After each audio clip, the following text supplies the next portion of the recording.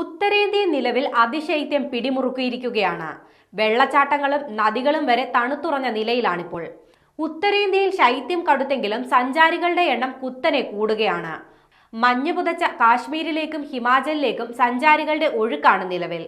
ശൈത്യകാലത്തെ ആദ്യ മഞ്ഞുവീഴ്ച മുതൽ ഉത്തരേന്ത്യയിലേക്ക് എത്തുന്ന വിനോദസഞ്ചാരികളുടെ എണ്ണം വലിയ തോതിൽ ഉയർന്നിരുന്നു.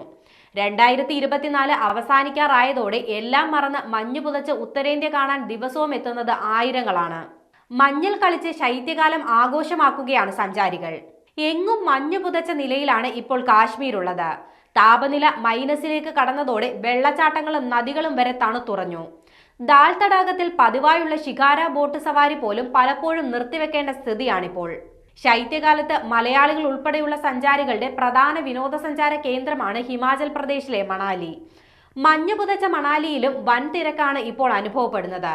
ഹിമാചൽ പ്രദേശിലെയും ജമ്മു കാശ്മീരിലെയും മഞ്ഞുകാലം കണ്ണിന് കുളിർമ നൽകുന്ന കാഴ്ച തന്നെയാണ്. പക്ഷേ സഞ്ചാരികളുടെ ഒഴുക്ക് കൂടിയതോടെ ജാഗ്രത പുലർത്തണമെന്ന മുന്നറിയിപ്പും അധികൃതർ നൽകിയിട്ടുണ്ട്.